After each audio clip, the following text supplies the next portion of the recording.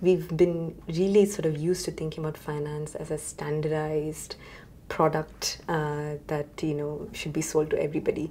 So wealth management really sort of turns this on its head and says no. The power of finance is really in customizing it to each household, depending on their underlying sort of features and requirements.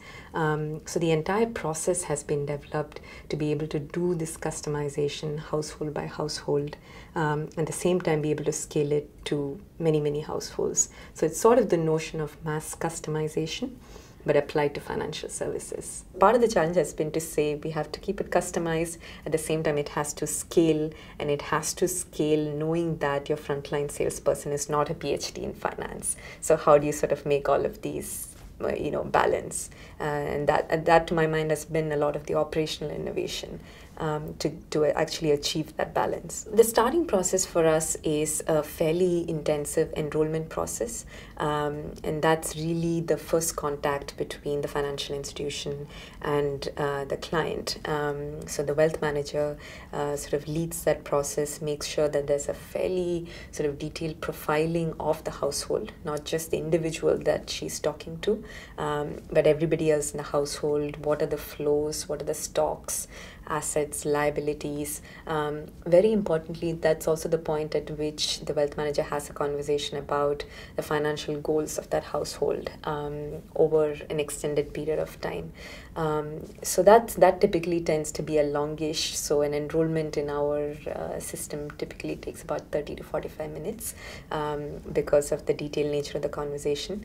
Wealth manager comes back, puts that information into our system, and the system sort of generates what we call a financial well-being report, which takes the data of the household, applies the heuristics that have been developed at the back end, and then sort of generates report card, if you will, of what are the important sort of priorities for this household from a financial perspective. What are the services that need to be emphasized as far as this household is concerned? So the wealth manager then goes back to the household with this sort of financial well-being report and has a qualitative conversation with the client about, listen, this is what I think your priorities should be. How are you planning to go about doing this?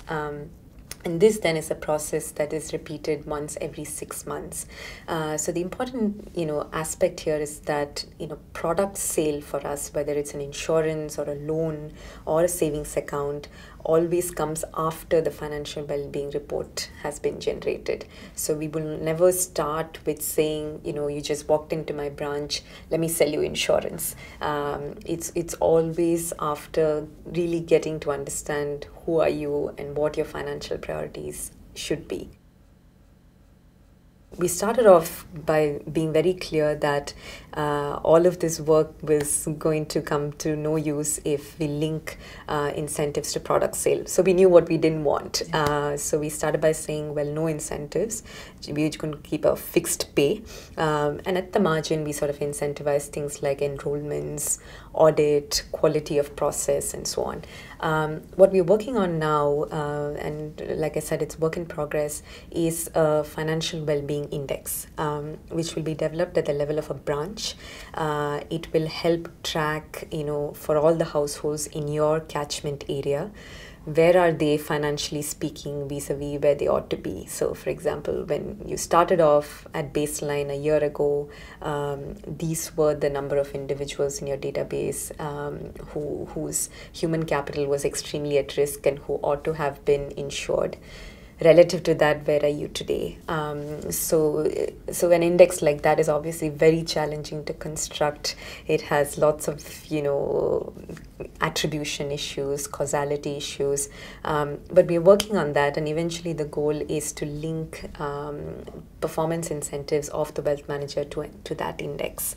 And it right now just made it very clear that no product one way or the other will be incentivized, because what we want to make sure is that the appropriate sale is being incentivized, not sell as many insurance policies as you can. We have operation criteria that try to measure, remoteness and make sure that the markets we are going into are by and large unserved by formal financial institutions. And that's important because then that really gives us room to play out our entire strategy, and we're not anxious about, having to kind of keep up with some other provider who has a fundamentally different approach. So we pretty much have room to let our whole wealth management approach really play out over a period of time. The underlying sort of model is very much commercial in terms of the key drivers of revenue. Although the branch, provides multiple financial services, margins on credit are an important driver, and fees from other products such as pension, insurance, etc. really add to that revenue for the branch. And what we've tried to do is to link in the business model, a branch, we would like it to be profitable only after it hits a threshold volume. So the business model is, really trying to encourage becoming profitable off of volumes rather than serving 5 people and making kind of supernormal profits of 5 people. So we already have a significant cohort of branches that are profitable. Typically, in our experience, at the 10th or 12th month mark, a branch would enroll about 1,000 households from a catchment of 2,000 households, and have a credit portfolio of 250,000, $500,000 US, and that's sort of the mark at which a branch starts becoming profitable. So we have a cohort of branches who already demonstrated that, and really I think given the whole white space strategy, viability is not a concern. There's just so much unfulfilled demand. It's been an amazing sort of journey for us. I think one of the most important lessons for us was that it is indeed possible to take a field force of, moderately educated people, but, smart, energetic, high energy, are interested in serving the community, and with some, kind of focused training efforts, it's indeed possible to get them to be very good financial advisors to the community. And in a way that we talked about, they're not thinking on their feet. There are processes and data that's supporting them. But I see our wealth managers now so confident when they talk to clients about what they ought to be doing. So, that's been a really sort of wonderful realization for us.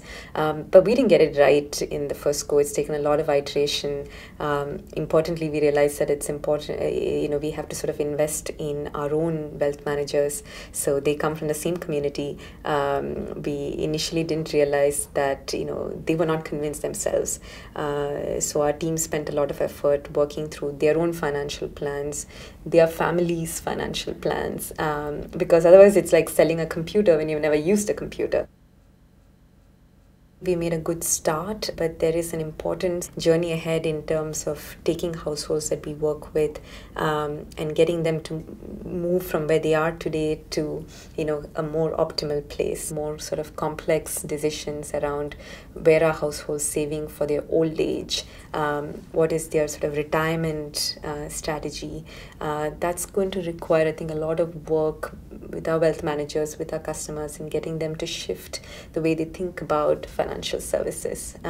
Credit is easy to think about. People are very used to doing that. But some of the other services like pensions, long-term investments, I think will require a lot more effort. It does presume some level of financial sector development. So for example, each branch of ours offers a very broad range of services: credit, insurance, pension, remittances. And in all of this, there are large financial institutions at the back end, banks, insurance companies, mutual funds that we work with. And our role has really been around innovating at the last mile. But importantly, it presumes that the insurance companies exist and they have the balance sheets and the capital and the desire to actually do something in rural areas. So I think that's probably true of other countries, but definitely is an important sort of feature. That a lot of the innovation around distribution or the last mile end of it presumes that there are good financial institutions, financial markets who are capable of making those products available in the first place.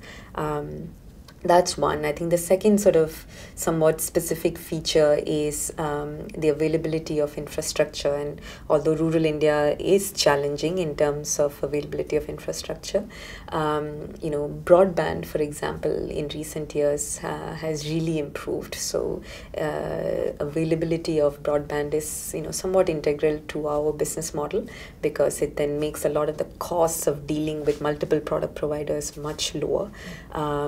So I think there are some of these kind of preconditions, but I think even if not the entire model, there are definitely pieces of it that would be relevant in other contexts. So at the most fundamental level, the fact that the engagement with the customer is not defined by a product, but it's defined in terms of the well-being of the customer, I think that's a universal kind of issue, and I think would resonate with many providers globally.